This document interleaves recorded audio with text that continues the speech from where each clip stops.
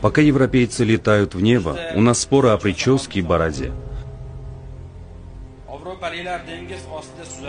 Пока европейцы бороздят моря, у нас конфликты по поводу длины платьев. Пока европейцы согревают и освещают города электричеством, у нас продолжаются дебаты, преподавать в школах географию, природоведение или не преподавать. Эти слова принадлежат сыну нашего народа, представителю движения джадидов Мунаввар Каре Абдурашидханову. Они были опубликованы в 1923 году, то есть 100 лет назад в газете «Туркестан». Здравствуйте, знатоки!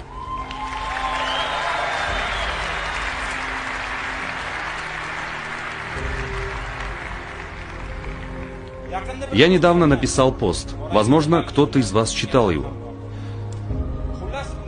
Краткое содержание таково.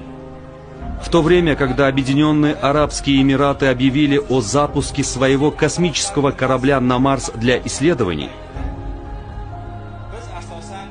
мы тратим время в основном на пустяки или сплетни. Этот пост вызвал большую дискуссию. К нему было написано более 1000 комментариев. Среди них я наткнулся на слова Мунаввар Кары, которые только что процитировал, и был удивлен. Вдумайтесь, несмотря на то, что уже прошло 100 лет, ничего не изменилось.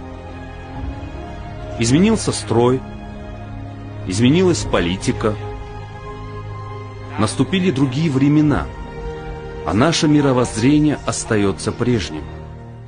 Возникает вопрос, почему? Почему у нас практически нет таких передовых новостей? Почему революционные изменения в науке мы должны наблюдать только по телевизору или читать о них в интернете? Мы восхваляем наших великих предков. Мы вывешиваем их портреты на стены и с гордостью заявляем: мы их потомки. Когда дело касается нас самих, мы верим, что нас ждет великое будущее. Но в настоящее время у нас нет ни стоящих открытий, ни сенсационного проекта. Мои слова о том, что недостаточно лишь самоутешаться пустыми словами гордости по отношению к великим предкам, что помимо декламации стихов и газелей необходимо вводить в тренд естественные дисциплины, современные лаборатории, исследования и открытия ученых и науку в целом. Кому-то понравилось, а кому-то нет. Но я твердо придерживаюсь своего мнения. Если мы не расширим сегодня свое мировоззрение, не уберем границы, которые сами же перед собой поставили, если не прекратим опускать руки, едва столкнувшись с проблемой, не перестанем жить в ожидании чего-то от кого-либо, не перейдем от пустословия к реальной работе, то и в следующие 100 лет мы так и будем сидеть у разбитого корыта.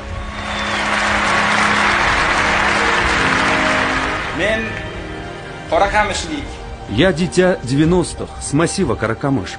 Отец работал обычным автослесарем, мама медсестрой в ташкентском роддоме номер 3. В школе я считался середняком, но был озорником. Директор лицея всегда грозился, что выгонит меня из учебного заведения. Но мама мечтала, чтобы я стал образованным, просвещенным человеком. А бабушка всегда говорила: мой внук будет министром.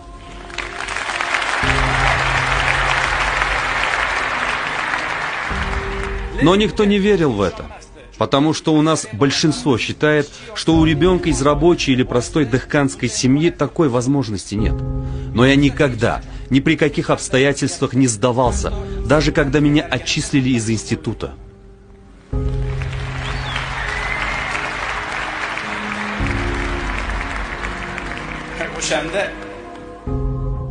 Тогда мама сказала: сынок, ладно, не переживай.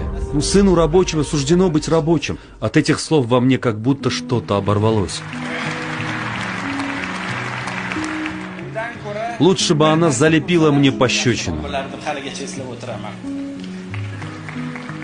Я не сдался, когда меня выгнали с телевидения за незначительный сюжет. Не сдался, когда мой бизнес потерпел крушение, и я понес огромные убытки. Когда были попытки разнести мою репутацию в пух и прах.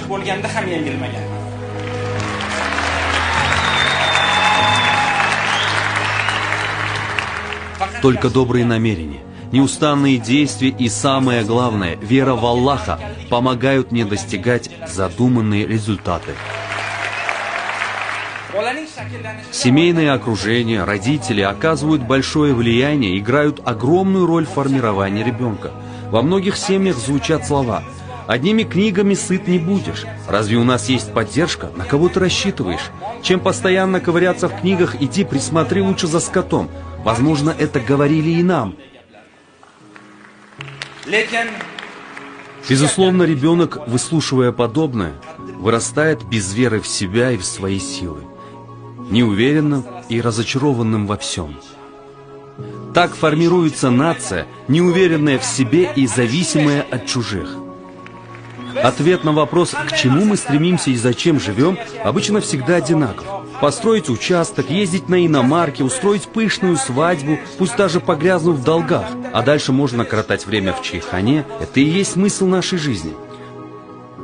Между тем были времена, когда мы достигали огромных успехов в науке. Телевизионный сигнал впервые в мире был испытан у нас в 1928 году. Высокотехнологичное оборудование для спутников, буровые платформы для космических кораблей, которые отправляли на Луну и Венеру, производились в Ташкенте.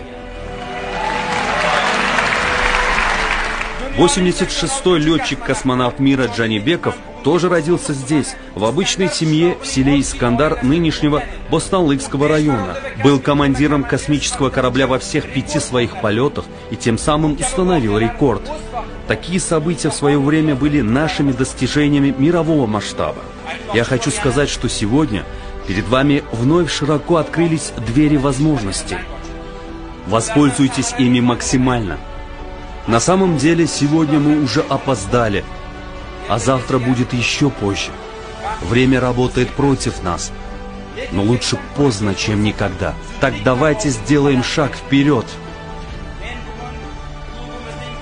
Я призываю каждого члена нашего клуба широко смотреть на мир, ставить перед собой амбициозные цели и стремиться к ним, работать над собой, не ограничивать свои мечты, никогда не сдаваться и не слушать никого, кто попытается погасить в вас стремление к познанию.